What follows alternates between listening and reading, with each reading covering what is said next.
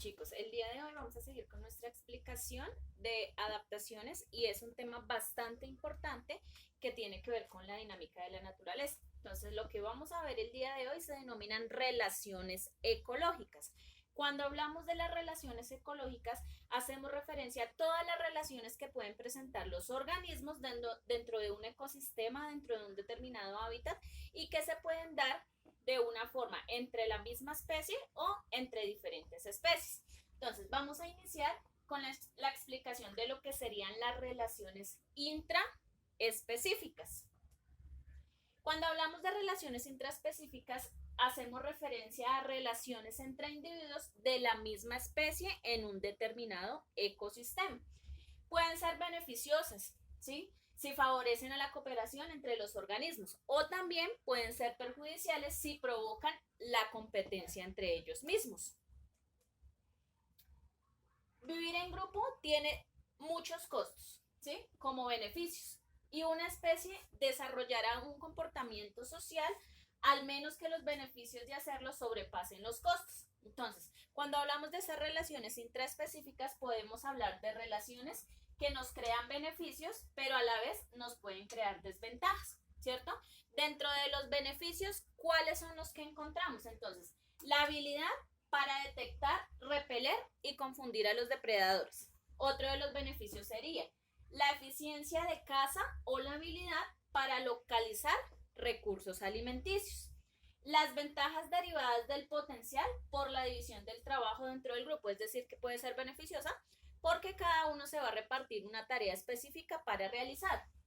La probabilidad de encontrar parejas, entonces puede ser beneficiosa si ayudan a la búsqueda de pareja.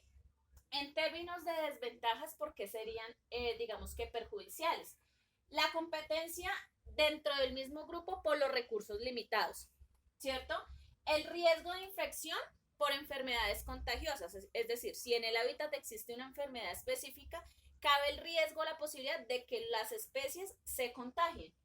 El riesgo de que otros miembros del grupo maten a la descendencia. Sí, es decir, los machos alfas o los que se creen superiores pueden entrar a matar a las otras especies.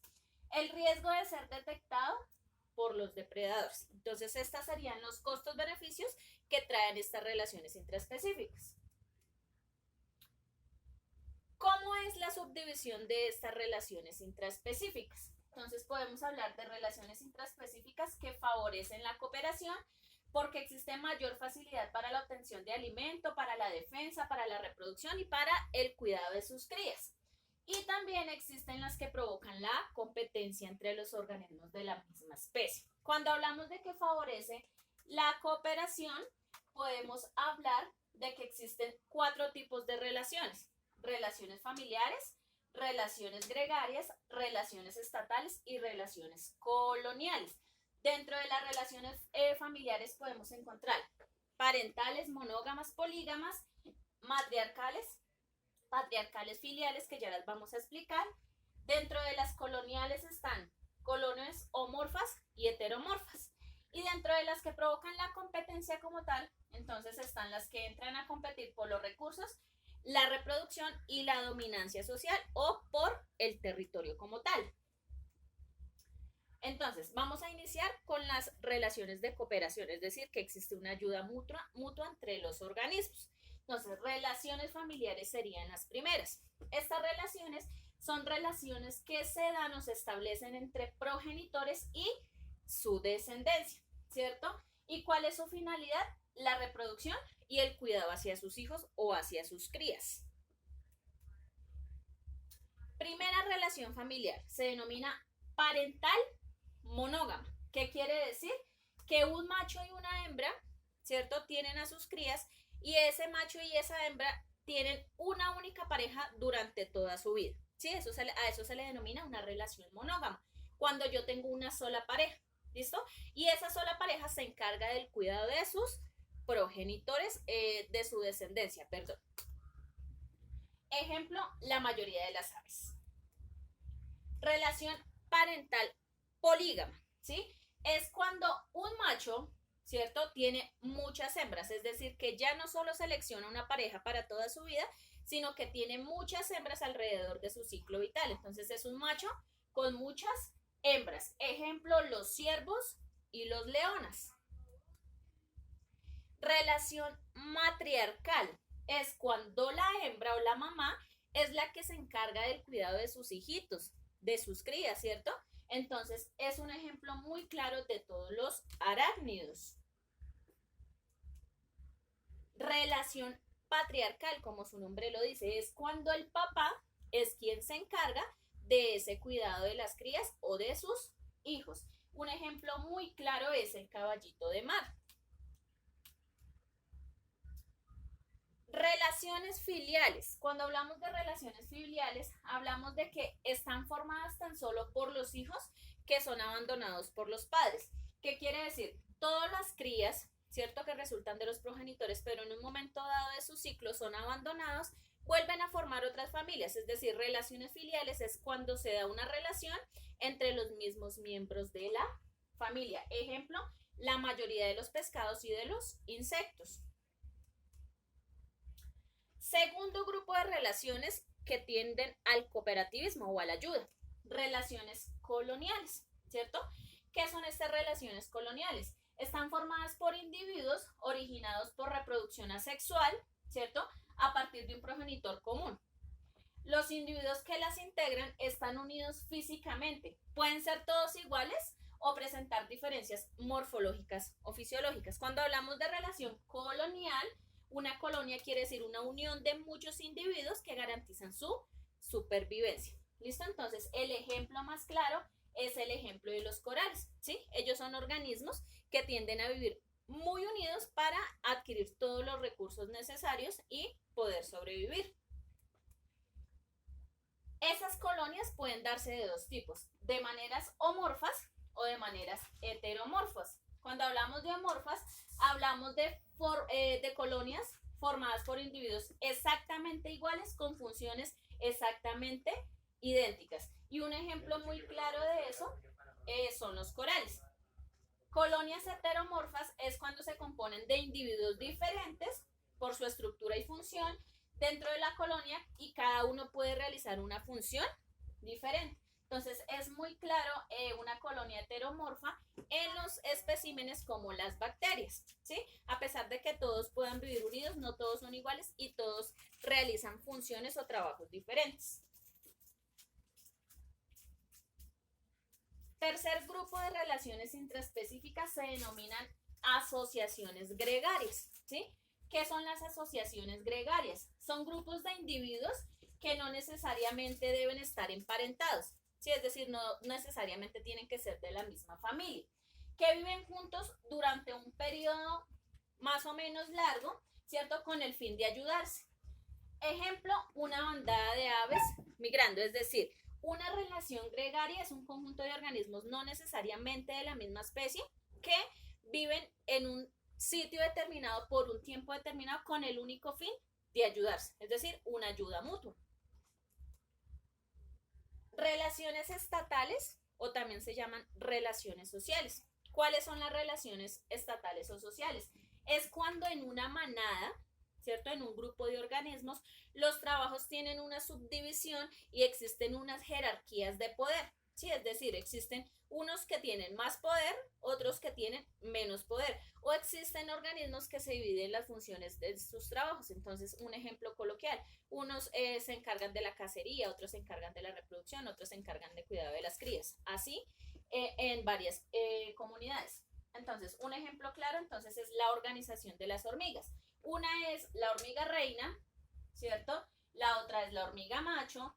Unas son las hormigas obreras, las que realizan todo el trabajo. Otras son las hormigas soldado, es decir, que cubren a las crías y protegen a las damas, ¿cierto? Entonces, esto es una relación estatal o una relación social. Cuando existe una división del trabajo o una jerarquía entre los organismos. Entramos entonces ya en este momento a explicar lo que son las relaciones intraespecíficas, pero que tienen que ver con, digamos que la competencia, es decir, que se causan perjuicio entre ellos mismos. Entonces, la primera relación se denomina la competencia. ¿sí? Y cuando hablamos de competencia es cuando algún elemento no existe en cantidad suficiente, es decir, los recursos, entonces los miembros de ese grupo, ¿cierto? Para satisfacer las necesidades, empiezan a realizar una serie de luchas por la obtención de ese recurso. Y ahí sí cabe decir que sobrevive el más fuerte o el que mejor se adapta. Entonces, cuando los recursos tienden a acabarse, ¿cierto? Las ganas de sobrevivir de cualquier especie puede llevar a la competencia. La competencia, ¿por qué? Por la adquisición de ese recurso que puede ser o se puede agotar. Territorialidad, ¿sí? Se utilizan señales específicas para marcar un territorio, ¿sí? Sonidos, olores, ¿cierto? Se pueden dejar algunas marcas. Por norma general, los animales marcan un territorio para establecer una zona de reproducción o de alimento, ¿sí? ¿Qué quiere decir? Que esta es una serie de relación donde los organismos luchan por la obtención del alimento y por conseguir pareja, ¿sí? Y a eso se le llama entonces territorialidad. Cuando ellos marcan su territorio, quiere decir que nadie más se puede acercar a ese territorio porque ya está colonizado por dicho organismo. Entonces, por ejemplo, y como mostramos en la imagen, la orina de los perros. Muchos perros orinan, ¿cierto? Para marcar territorio. Quiere decir que si llega otro perrito, ellos generalmente huelen la orina y quiere decir, aquí ya orinó alguien, ya no puede orinar. ¿Listo? Entonces, este es otro tipo de relación que puede generar desventajas. Entonces, dentro de las relaciones intraespecíficas, para hacer un esquema más general, encontramos las familiares, las coloniales, las gregarias y las estatales. Entonces, las familiares en las que se dan entre progenitores y descendencia, como son las polígamas, monógamas, patriarcales, matriarcales y filiales. Las coloniales, ¿sí? Son individuos que viven o vienen de un mismo progenitor, pero para lograr su supervivencia deben vivir unidos y en colonias. Las relaciones gregarias es cuando los organismos no necesariamente son del mismo grupo, pero para obtener algún beneficio viven por un determinado tiempo, junticos, ¿cierto? Y las estatales es cuando se dan las sociedades y la repartición de los trabajos y las jerarquías. Eso es lo que tiene que ver con las relaciones intraespecíficas. Segundo grupo de relaciones se llaman relaciones interespecíficas, ¿sí? Cuando hablamos de las relaciones interespecíficas, hablamos de las relaciones que se dan entre organismos de diferentes especies, ¿cierto? Ya sea para la obtención de un recurso, para la obtención del alimento, para la reproducción y todo lo que les pueda garantizar el pleno desarrollo en un ecosistema determinado. Entonces, dentro de esas relaciones, la primera es la depredación, ¿sí? ¿Qué es la depredación? Es una actividad de captura y muerte, donde uno es el beneficiado y el otro es el perjudicado, ¿cierto? Es decir, que es una relación positiva y negativa. ¿Por qué? Porque uno se beneficia y el otro se perjudica. Entonces, aquí en esta relación podemos hablar de los depredadores, que son los que matan o cogen su alimento, y podemos hablar de las presas, que serían los organismos que son consumidos por los depredadores. Segunda relación, parasitismo. Es una relación que se establece cuando un individuo denominado parásito, por eso se determina parasitismo, vive a expensas de los fluidos nutritivos de otro individuo, ¿cierto? Al que se le denomina huésped, el cual perjudica sin causarle la muerte a corto plazo, ¿cierto? Puede que se la cause a corto plazo, a largo o a mediano plazo, pero le está generando un perjuicio como tal. Entonces, parasitismo es cuando existe un individuo que se aloja a expensas de otro individuo. Entonces, es una relación también positiva y negativa. Positiva para el que se aloja y adquiere los nutrientes, pero es negativa para el organismo que le están quitando todos sus recursos. ¿Listo? Existen dos tipos de parasitismo. Entonces, el endoparasitismo y el ectoparasitismo. Endoparasitismo es cuando esos gusanos parásitos o los parásitos viven en el interior del huésped. Ejemplo, cuando nosotros tenemos amebas, ¿cierto? La tenia y todas esas lombrices intestinales que se encuentran al interior del organismo. Y ectoparasitismo, cuando ese parásito vive al exterior o sobre el huésped. Ejemplo, por ejemplo, las garrapatas sobre las vacas. Ejemplo, las pulgas sobre los perros, ¿cierto? Entonces están sobre el organismo como tal. Tercer, digamos que grupo o tercera relación denominada mutualismo. Cuando hablamos de mutualismo, hablamos de relaciones positiva-positiva. ¿Qué quiere decir? Que existen dos organismos que se van a beneficiar, ¿cierto? En esta relación de mutualismo existen tres formas de realizarse. La primera, relaciones por recurso-recurso. Entonces, es un tipo de recurso que es canjeado por otro. ¿Qué quiere decir? Que tú me brindas algo, ¿cierto? Pero yo también necesariamente tengo que brindarte algo, ¿sí? Eso es una relación recurso-recurso. Tú me das un recurso, yo te doy otro recurso. Un ejemplo, entonces, son los rizobios fijadores de nitrógeno, ¿cierto? Y las plantas leguminosas, es decir, ellas por medio de las raíces se proporcionan los recursos la una a la otra. Otro ejemplo son los hongos a través de las micorrizas. Entonces, ellos hacen un proceso de unión de raíz o de enraizaje donde los nutrientes del árbol van a pasar por las raíces hasta llegar al hongo y los nutrientes del hongo van a pasar hasta llegar al árbol. Eso es una relación recurso-recurso. Relación servicio-recurso natural. Entonces es cuando yo te brindo un servicio, ¿cierto?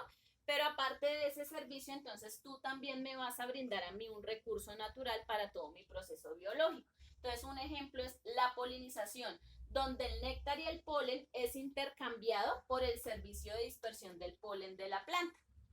¿Qué quiere decir eso? Porque es una relación servicio-recurso. Porque las florecitas que obtienen o que tienen el polen, ¿cierto? Sirven como servicio para, o como recurso más bien, para que el organismo polinizador se alimente de ese polen, ¿sí? Entonces, ese insecto o esa ave llega y poliniza dicha flor, específica flor, y ella se beneficia obteniendo el néctar de esa flor como alimentación, ¿sí? Entonces, ese sería un recurso natural. Pero ¿en qué se beneficia esa planta que tiene ese néctar, que tiene ese polen? Pues resulta que ellos dentro de ese néctar y dentro de ese polen tienen sus semillas reproductivas o las células reproductivas. Entonces, cada vez que el insecto se acerca a polinizar dicha flor o dicha planta, entonces cuando él viaja y se va a acercar a otra planta a polinizarla, lleva sus reservas de polen de la planta anterior y la va a alojar en la planta siguiente. Cuando aloja esas expensas de polen, ahí van sus semillas reproductivas. Entonces, ¿en qué lo favorece como servicio? Que está dispersando sus semillas sexuales para garantizar el proceso de reproducción. Y el tercer grupo se denomina relación servicio-servicio. Es cuando tú, digamos, me vas a intercambiar un servicio y yo te voy a dar otro. Ejemplo, la anémona de mar y el pez payaso, ¿sí? Intercambian servicios de protección. El uno y el otro se protegen de los depredadores. Entonces yo te sirvo de protección, pero cuando yo lo necesite, tú también me vas a servir de protección. Eso es denominado entonces relaciones de mutualismo cuando las dos especies se benefician. Relación de comensalismo, ¿cierto? Cuando hablamos de la relación de comensalismo es entre dos especies, entre en la cual una es el comensal, ¿cierto? Y la otra puede ser un organismo que no se perjudica ni se beneficia, ¿sí? Es decir, en el comensalismo existe una especie que se beneficia, ¿sí? Pero el hecho de que esa especie se beneficie no le causa ningún perjuicio, pero tampoco le causa ningún beneficio a la otra especie. Entonces, el ejemplo más clarísimo, ¿cierto? Es, por ejemplo, cuando los buitres cuando los leones cazan animales, ¿cierto? Y dejan los restos de comida. En ese momento, entonces, llegan los buitres y ¿qué es lo que hacen los buitres? Los buitres se alimentan de los restos de comida que está dejando ese león. Entonces, el buitre se beneficia, ¿cierto?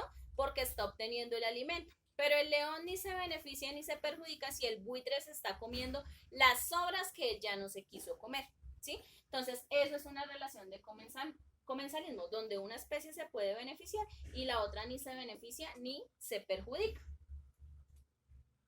Entonces, aquí están las imágenes claras. donde los buitres ya se están comiendo el resto de la alimentación que dejaron otros organismos, ¿cierto?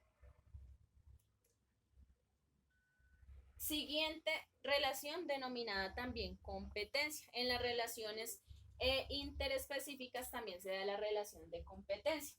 Esta competencia se da por la obtención de los recursos, ¿cierto? O por la obtención de algún beneficio que yo quiero obtener.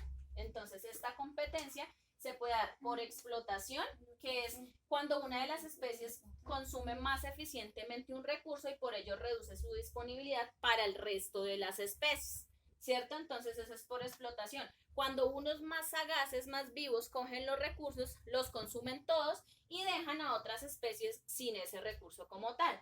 Y una competencia por interferencia. Es cuando una especie interfiere directamente en la obtención del alimento, la supervivencia o la reproducción de un miembro de otra especie por medio de actos de agresión o de otro tipo, o cuando directamente impide su asentamiento en una parte del hábitat. Es decir, cuando existe la interferencia de una especie intermedia, ¿cierto? Que se interpone para que yo no pueda obtener los recursos que necesito. Siguiente relación se denomina foresia. Es cuando los individuos de una especie utilizan a la otra como un medio de transporte y movimiento, ¿sí? Es decir, yo necesito transportarme de un lugar a otro, entonces lo que voy a hacer es buscar un organismo que me lo pueda garantizar, es decir, el medio de transporte, como lo observamos en la imagen. Entonces hay muchos pequeños que se adhieren a los cuerpos de las ballenas o de los tiburones, ¿cierto? El hecho de que se adhieren no le está causando ningún perjuicio, ningún beneficio, pero entonces los peces pequeños sí se están beneficiando porque el tiburón o la ballena lo están transportando al lugar que ellos desean. Aquí hay otro ejemplo. Hay muchas aves que se alojan en los hipopótamos, ¿cierto? Con el simple hecho de que esos hipopótamos los transporten a otros lugares. A eso se le denomina foresia.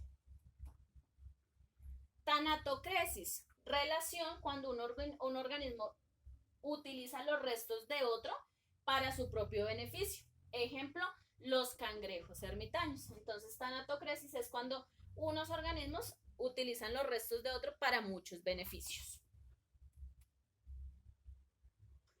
Listo, chicos, entonces el día de hoy lo que quería explicarles son las relaciones ecológicas que se presentan en la naturaleza. Pueden ser intra e interespecíficas dependiendo si se dan en la misma especie o se dan en especies diferentes. Espero entonces haya quedado claro. Si tenemos dudas ya sabemos dónde encontrarnos. Muchísimas gracias.